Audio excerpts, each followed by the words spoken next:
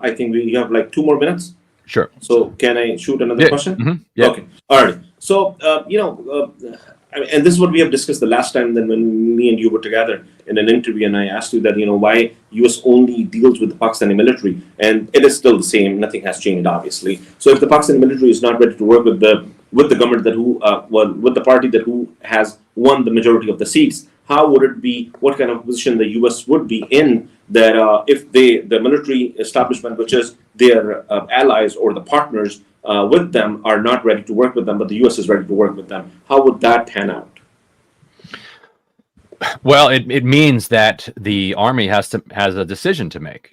Does it want to concede defeat and share party and try to maintain then a cordial and diplomatic relationship, with the United States, or does it want to, just effectively pull off what will have to eventually probably become, military dictatorship? Because, you can suppress this for a short amount of time, and maybe even in the medium term, but over the long term, the Pakistani people have made clear here that there is a tide of support for change that's not going to be held back indefinitely through the ballot box. That maybe you could hold it back, through brutal repression and military dictatorship.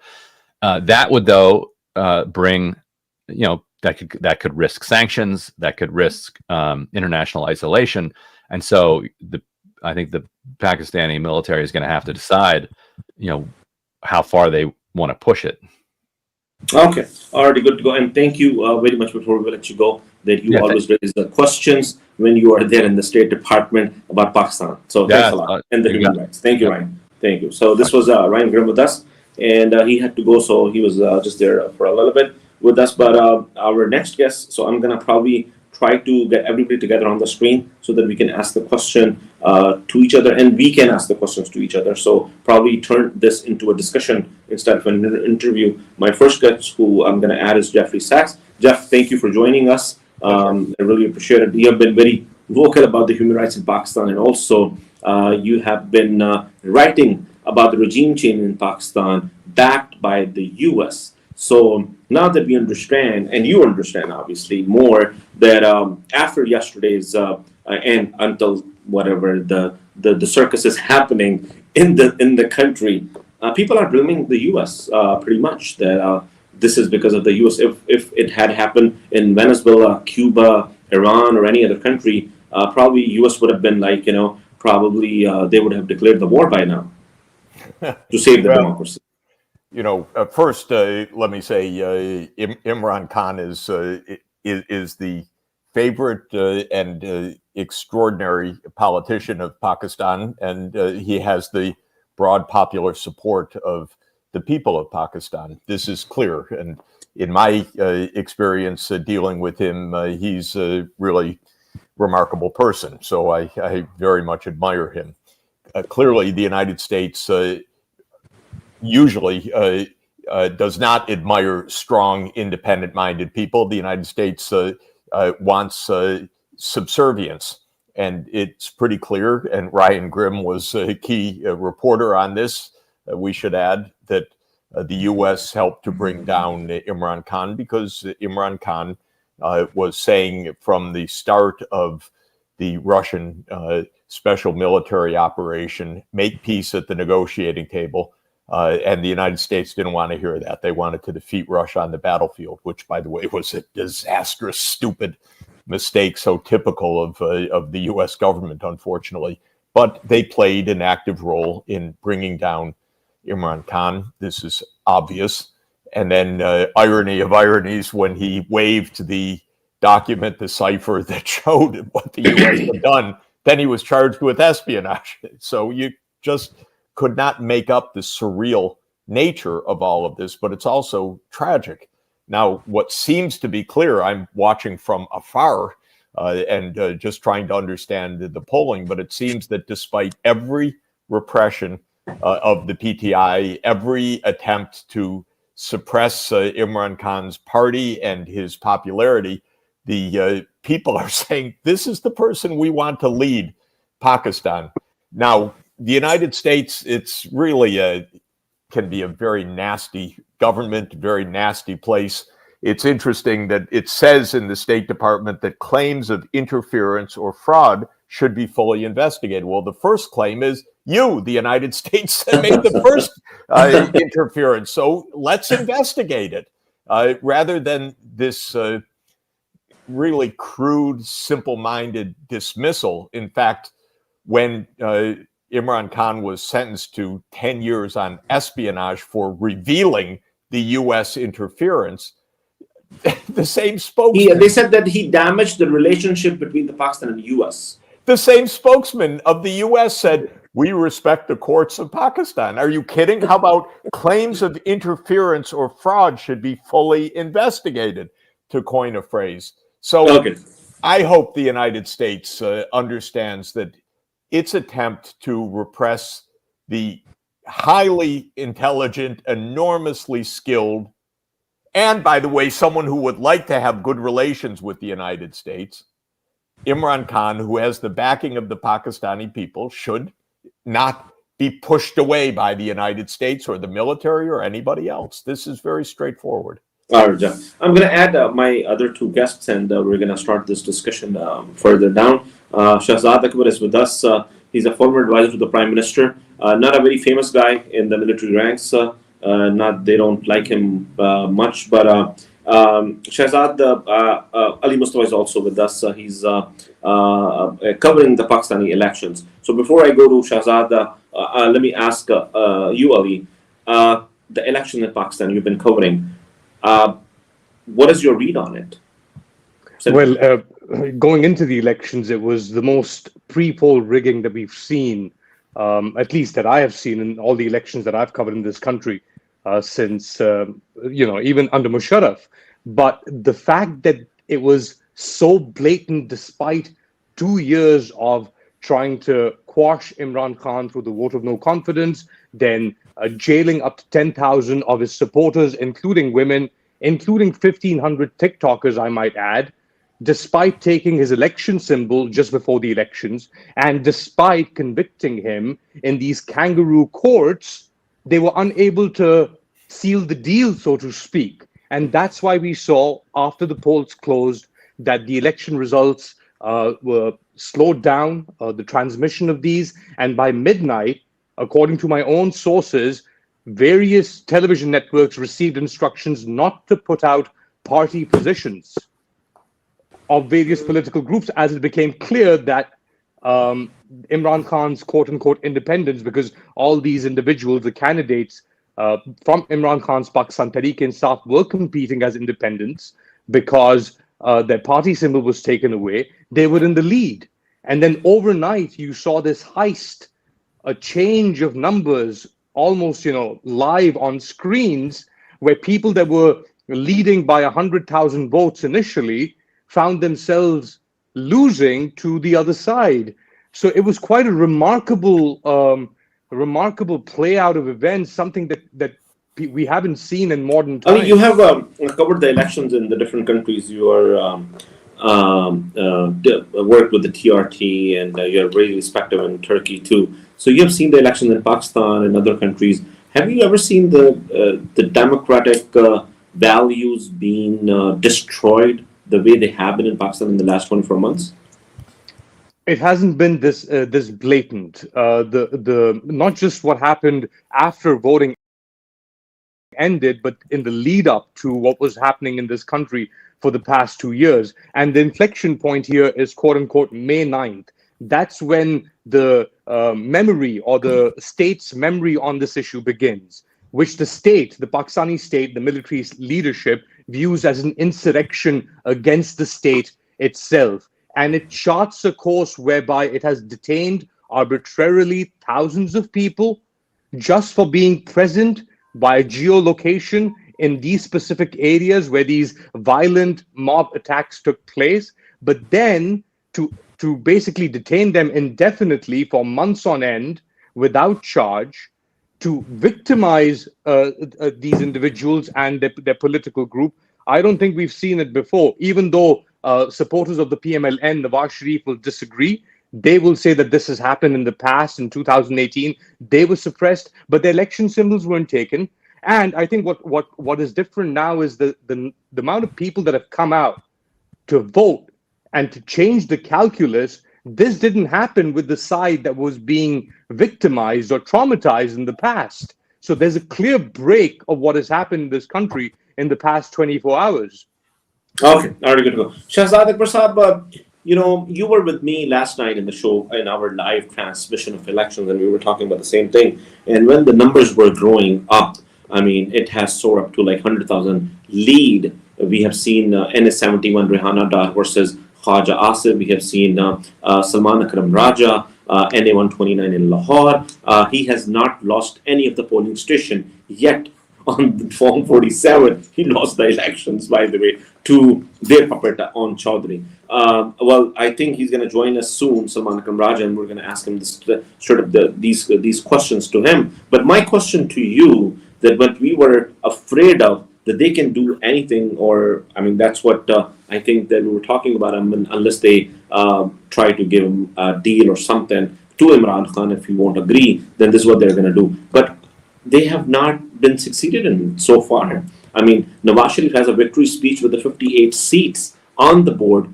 On the scorecard, PTI is still leading with its independent candidates. Where do you see these things going? Ali, I think we have to take account of the situation on ground, what exactly is happening and what our military is doing. As you said in your intro, that military is not very fond of me and neither am I of them. It's basically quite clear. They, as Ali was saying as well, they pushed Imran Khan and PTI against the wall. They did everything they could. And yet the people of Pakistan spoke and they came out and they voted in favor of one very fundamental thing, which is important for a working democracy, that you give mandate for, working of the government, a simple and clear mandate. And that was given. The number that is, according to our own PTI estimation, and as per the Form 45, which is the actual form that is related with, which is backed by votes, that is given by all the ROs on polling stations to the polling agents. That is Form 45. According to them, PTI has won more than 179, 180 seats in the parliament, right? So what military is doing from last night, from midnight, is engineering towards a hung parliament. Now, this hung parliament serves two purposes for the military. First, it takes away the mandate, it takes away the clarity that you need in this current turmoil, the situation that we are in, the economic, financial mess that we are in, which can only be resolved through political stability. So it's taking that away, and then it's pushing the whole political lot into that array of uncertainty, which is a hung parliament. Now, Nawaz Sharif has been made to make a speech, a victory speech with the least numbers. He's standing there with straight face and saying that PMLN has emerged as the leading party, which is not true. I mean, which is not true at all. Now, and who is now the most important person in the situation that has been engineered by the military is our very own Mr. Asif Ali Zardari. So he has taken a plane and he has flown into Lahore, and now Asif Ali Zardari, Ishaq Dar, and Shehbaz Sharif. They have one thing in common, and I will not go into that right now, but they all three are now sitting, and then basically they will be commanded by the military to form a government. Now, what they will do is, it's basically continuation of what military or the current army general had created, the SFIC. Now, it is the continuation of that. This is the continuation of hybrid rule.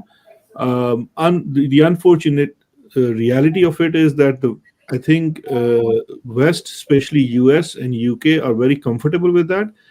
And they're very comfortable with that because rather than dealing with bickering politicians where they will, they might be on equal footing when they're negotiating anything with Pakistan, they just have to deal with the military. So this situation is just the continuation of what was existing before. This is the same PDM, it's the remaking of that. Now, when I say this, there's only one. Just give me one more minute. Sure. There's one thing which is different from what has been happening in the past. Military has been in habit of doing this, creating this situation where they get the real benefit. The only difference right now is Imran Khan and the people of Pakistan, and people of Pakistan are giving that mandate to Imran Khan. Imran Khan has given them very tough time in last 2 years without this mandate. Now the people of Pakistan have spoken for him, and I'm wondering what he will be plotting from his prison cell now, that how the coming months and years are going to be for this, this cahoot of this, this consortium that they're forming. I don't think they will be able to serve. Okay, alrighty. So, Jeff, I'm going to come to you about this. See, as Shahzad was saying, and I said it in earlier too, that Pakistan Tehreek-e-Insaf, the Imran Khan's party, has more than 176 seats where they have the Form 45. They have won it with the margin of 8,000, 10,000, 50,000 up to 100,000 votes. The situation has changed, in whatever they're doing, trying to tamper the results and all. But the thing is that if we link this to the U.S., the United States-backed regime change, don't you see the defeat to the U.S. narrative too?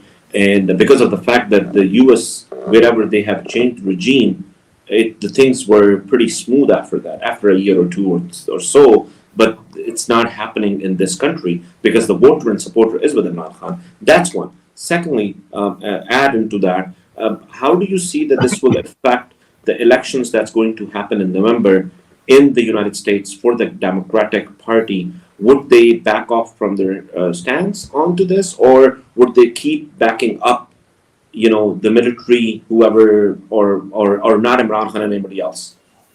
Well, the bad news is the U.S. capacity to make chaos and destruction has almost no limit. So it is not the case that most regime change operations lead to some kind of outcome that the U.S. That serves even U.S. interests. The U.S. generally makes a mess of things, and it's a most incompetent government, by the way, throughout modern times.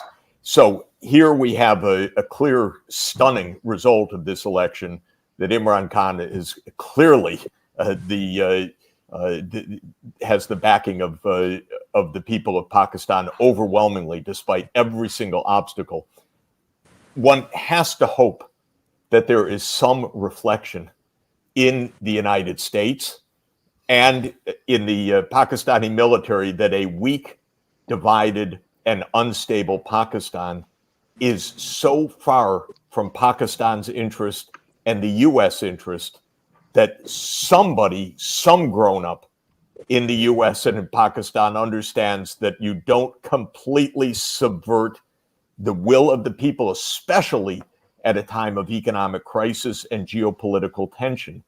This is the time when Pakistan needs a strong, clear leader for Pakistan's own good, for the military, for the United States security.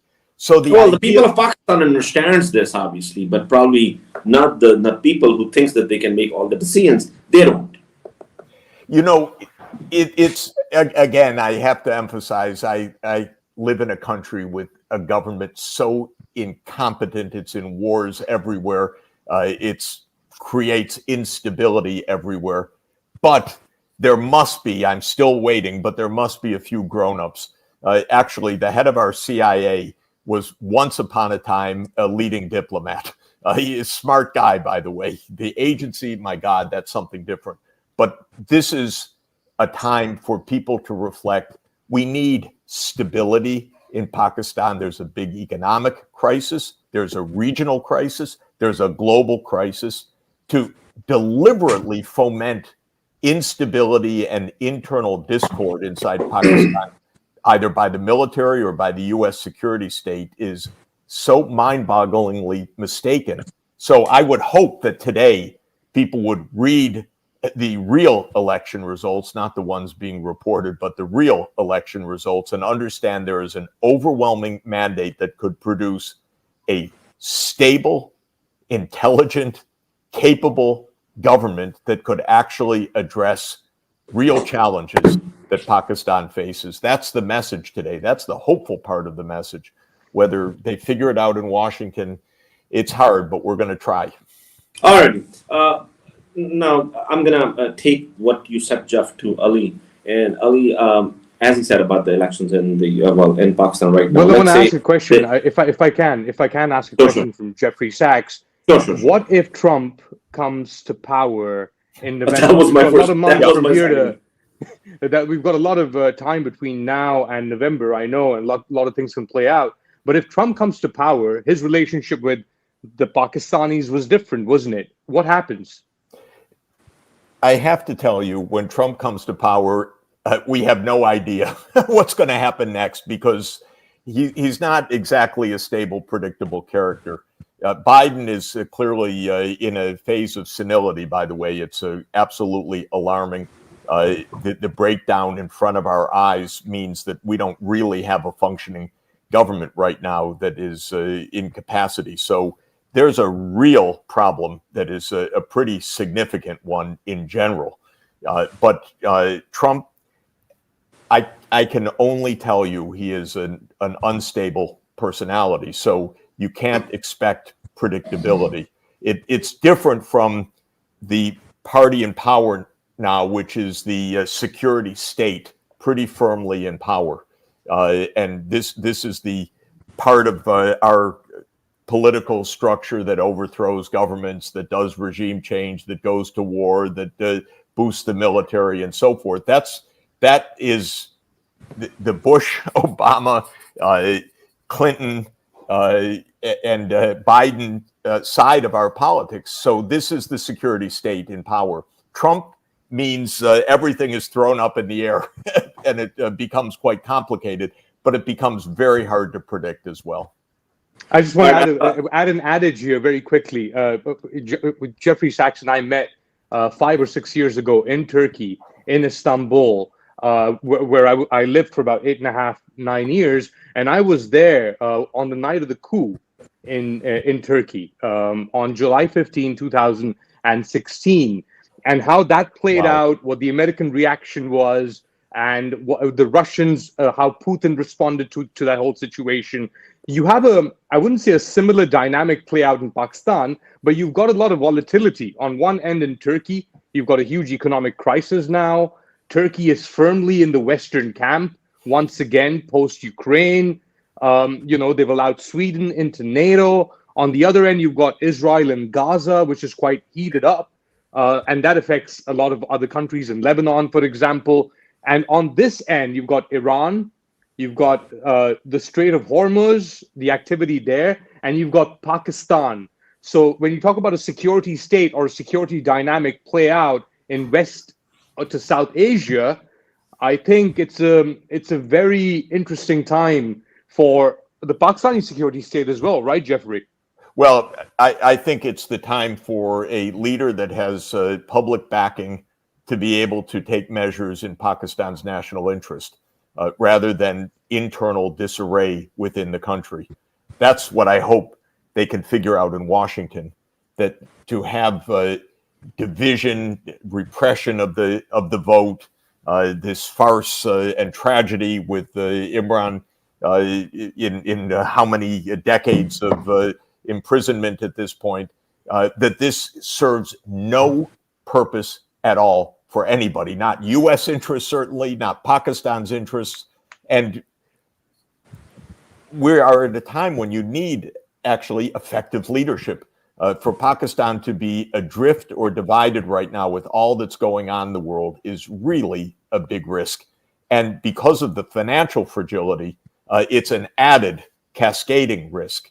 So I'm hoping that the U.S. wakes up to a basic reality that the popular will in this case is absolutely the U.S. interest as well as Pakistan's interest. No, Ali, I mean, you asked a question and you had a comparison with the Pakistan situation with the Turkey in July 2016. Don't you think that it's more comparable between the Egypt and Pakistan, what has happened? Because now Imran Khan is in the jail, same, the charges, the bogus charges on, hoping that they were going to give him a death sentence, which they didn't, but like 10 years in one case, 14 in one, and 7 in one. So that altogether about like 30 years of prison in the jail. The only difference probably is that Morsi then had a 23% of the popularity, while Imran Khan is more than 80%. Probably this is the only difference, but the rest of the script is pretty much the same. Don't you guys think, including Shahzad Akbar? So I want to turn this into a discussion instead of the question answer session. And Ali, you take the lead on this. But this is my question to all three of you: that don't you guys think that it has more comparison to do with the Egypt situation, Mohammed Morsi, than the Istanbul, Turkey? Absolutely.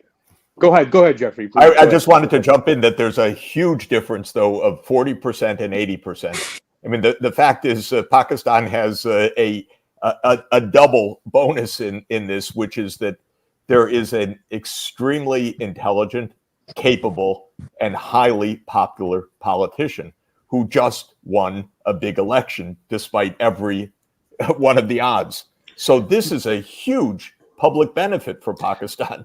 And may I add here, because I think the script that was written initially may have been the same script as Egypt, because at that time Imran Khan's popularity, because we had the incumbency factor as well when Imran was in power, and at that time they probably started implementing the script knowing that the approval rating of Imran Khan at that time was somewhat in 30s.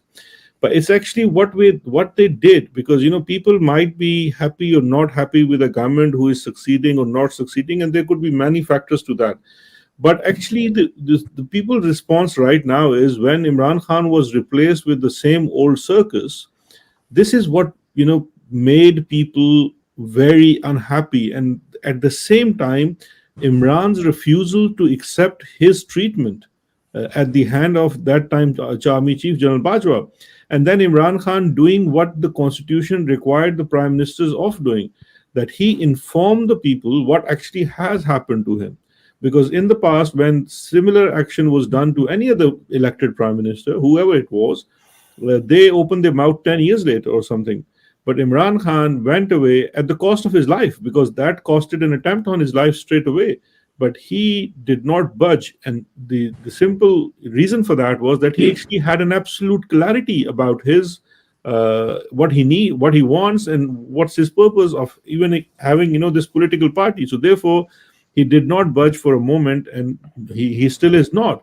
And I'm just going to repeat myself again that Ali, that actually the script originally written might have been the same, but the treatment on ground is very different. It's very different. And as I think Jeffrey has rightly said, that on ground, what you have is Imran Khan, who is a very different animal to your normal politicians that we've always experienced, because he has this foresight that he actually, I think he himself walked into prison when they were threatening him that they will send him to prison and using this as the last result. He sits in prison, and now he commands the politics of Pakistan from his prison. Yeah. By the way, I knew Morsi a little bit, and I know Imran, and there's a big difference. Yes. Imran is an incredible leader, also, and a very brave man. Let me rephrase. I was not comparing the leadership, but the situation itself. The way that the script is the same. Like the ditto script. Like the script was very easy. They take him out of the power, and then people are going to forget about him, put him in the jail, and then that's it. Boom, boom. Let's. Yeah, but fundamentally, Egypt and Pakistan, you're right, are both rentier security states, which have been in service of the United States for quite some time as regional enforcers. Play out. We saw in Pakistan, for example, the Coalition Support Fund, which effectively made the Pakistan army a mercenary army for hire, essentially. And the mind always goes back to Afghanistan, because Imran Khan's downfall coincides, or the plan to take out Imran Khan coincides with the US withdrawal from Afghanistan as well. And the statements that come out of the Imran Khan government, absolutely not, no bases to the Americans, and so on and so forth. And if you speak to Pakistani politicians later on, like Shandana Gulzar, she says that the conspiracy starts to unravel or begin in October 2021, when she is asked to switch sides and so on and so forth. Mm-hmm. So there are a lot of things here in play which activated the rentier security state in Pakistan, in Egypt as well at the tail end of the Arab Spring. So there are similarities. Yes, Ali, you were right.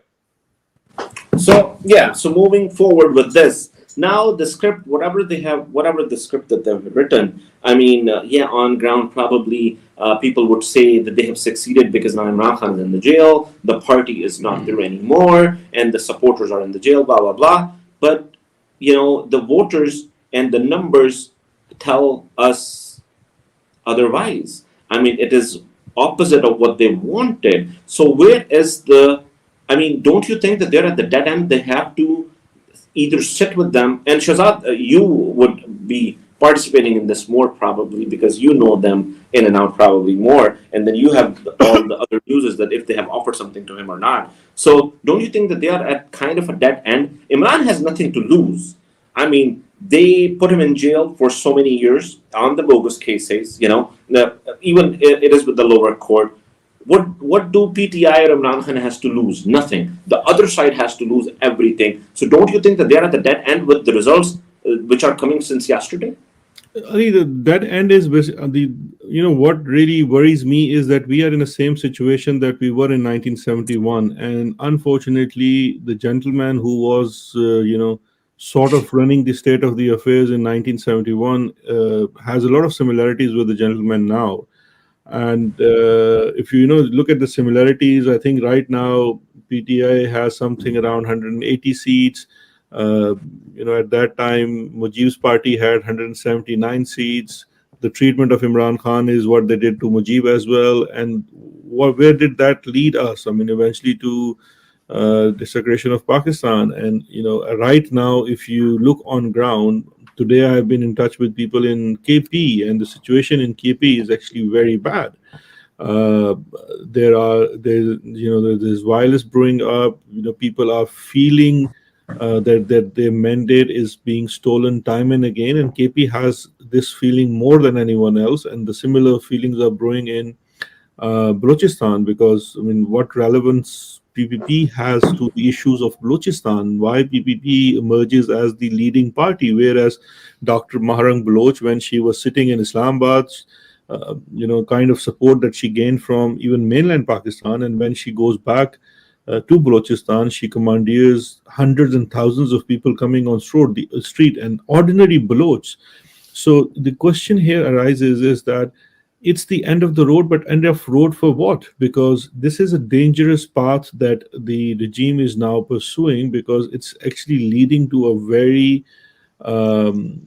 it's leading to somewhere where we don't know what will happen next. And a failed country, a failed Pakistan with 250 million population is in no one's favor. No one can really afford that. The institution, the army, they really have to now have this sort of a thinking inside that this one man's rule has to be now reconsidered. Yes, it's important for discipline, but is it that important when it is at the cost of your own country? I mean, Imran Khan is right now in a very comfortable situation, because you know what? Politically speaking, and having been in the government in a key position for 3.5 years, I can tell you right now, no politician in this saner mind would like to touch the seat of prime ministership, because right now you are in a political, economic mess. No one is ready to listen to the other side. You have a very unwilling military to work with a real politician, a real leader.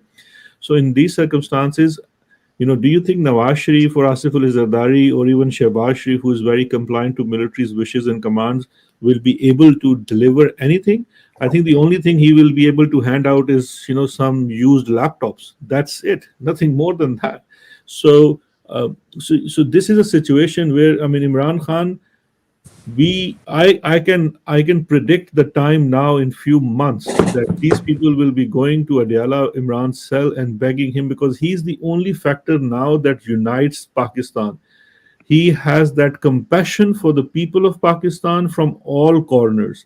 He in himself is a whole Pakistan, coming from, on one side of his family being a Pashtun, and, being born and brought up in Punjabi, being part Punjabi, and having that feeling and compassion, and a person who has had his concern with all such issues in Pakistan from the beginning of his politics. What's happening in Balochistan, what's happening with missing persons, the drone strikes in Pakistan, the military, the military attacks, the military operations in the tribal areas. And people in the periphery also believe and trust in Pakistan, and he is only person who now unites Pakistan. And what the military leadership is doing is actually dividing Pakistan. So okay, I'm gonna go towards the wrap up because Ali has to go, and Jeffrey probably also has a limited. Yeah, Jeffrey. I just wanted to ask Shahzad, which I think with your impeccable description and logic, could the military understand that this is actually the time for a stable government? And Jeff, I have a very simple and clear answer for that. 95% of the military understands. But the problem is that, as I indicated, the discipline and the formation of Pakistani military as it is now, that no one questions the chief, but everyone actually really questions his logic and actions right now. It's the discipline within this institution. I actually have firm belief in the pragmatism of Pakistani military, because as an institution and as a whole, it's actually very pragmatic force, and that is the reason for its existing so successfully for so long. But at the same time, the problem lies with this one-man rule. That's a fundamental with no accountability.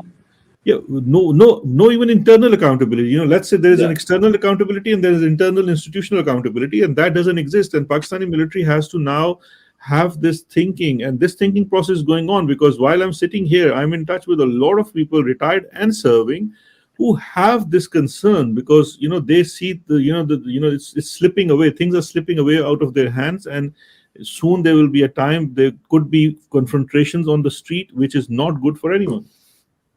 Alrighty, Ali, would you like to add something into it, the question that I asked, and then I'm gonna throw one last question to all of you before we wrap this up.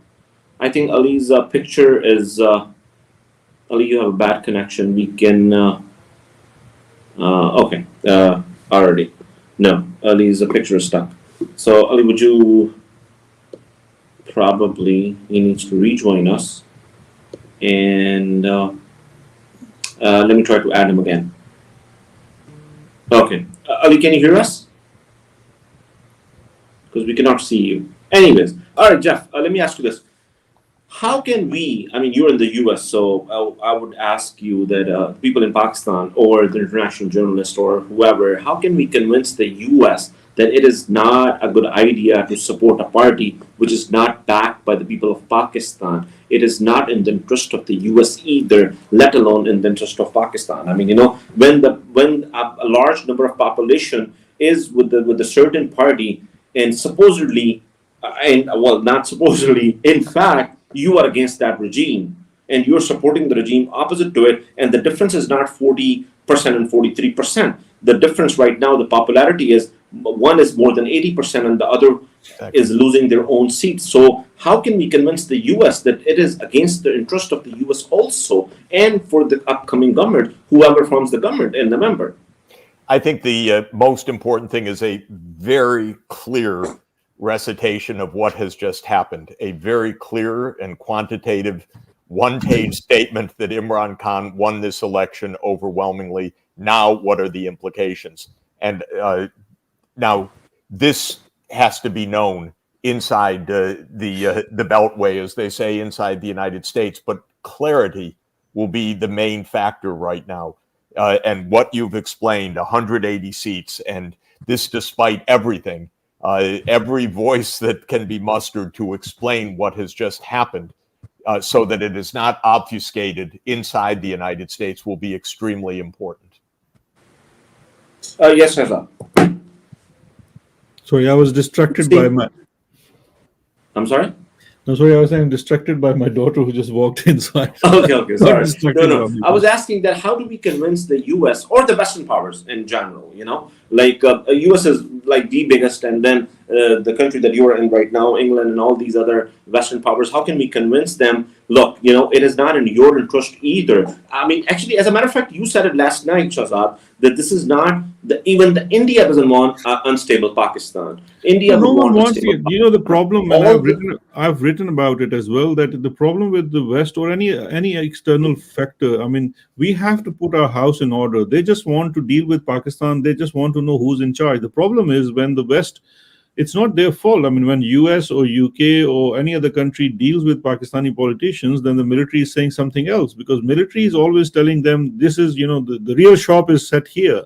And now with this prolonged thing, I think the West is fed up as well. And then there is this security dynamic, and then there's continuous reliance of various Western countries, I mean, especially UK over Pakistani intelligence. I have argued here very openly that UK actually has become a client state of ISI, because whatever intelligence ISI feeds the US intelligence, so UK intelligence, they really believe on it, and they don't even have a choice, because they don't have any other, there's no one else giving them that. So Actually, they don't have a foreign policy. I mean, what they do is they just copy paste whatever the US says in a way, whatever, like, when it's the evening in the US, it's the nighttime in England. So when they wake up in the morning, they just copy paste it. So they don't have, since the Winston Churchill, I mean, not recently, since the Winston Churchill, if you really look at it, like, the UK, they don't really have a foreign policy. No, UK actually has a foreign policy element to Pakistan, because UK's foreign policy. No, overall I'm talking about. No, yes, vis-a-vis Pakistan and ISI connection, it's basically because UK has a very large Pakistani community, Pakistani descent community, and UK has serious concerns with, extremist issues, and for that they need a continuous intelligence line from the ISI. And this is something that ISI knows, and it actually uses it for its own purpose quite well. UK Foreign Office, even publicly has admitted that how ISI's intelligence has helped them foil many terrorism plans. And I also question that, saying that how do you know that actually it helped them foil, and they're not the one who are the creator of that, and then they help you sort it out. So there are many issues relating to security, although the real core values of FCDO's foreign policies are not terrorism. It's actually something else. It's promotion of democracy. Pakistan is following the Westminster parliamentary democracy and promotion of that, which I think we hardly pay any attention to. However, I have a news for you. I was very pleasantly surprised because Cameron Munter has, not Cameron, James Cameron has just the foreign policy. He has issued a statement, which is actually much more clearer than US and EU. Because it has shown its serious concerns over the fairness of the election as well. Because when I look at the EU statement, it talks more about women not being able to participate and minorities. UK has been a bit more specific, but that's actually driven by the Pakistani community in UK. Okay, I'm just going to wrap this up. Jeff, thank you so much for joining us. Shahzad, thank you so much. I think Ali got disconnected, but before I let you guys go, Jeff, one question. And one of your videos went very viral, about Imran Khan, and then you were talking about Imran Khan, and me as a supporter and a voter of Imran Khan, and so is Shahzad actually. So we would love to hear it from you. How do you see Imran Khan different than all the other politicians in Pakistan and probably the rest of the world? Do you see him any different? Yes, I do. I meet world leaders all the time, and he is an extraordinary figure. And from the first time I met him until now, I have always found him to be extraordinary, incredibly personable, incredibly intelligent, incredibly honest. I am a huge fan, a huge admirer. Alrighty, so we would welcome you to Pakistan once he is in the office again, and which is going to happen very soon. When Ali, when you and me are also allowed to go back. Yeah, well, when we are allowed to go back, we are not. Not right now. We are the persona non grata for a long time. So once we are, then sure, then we would just allow you.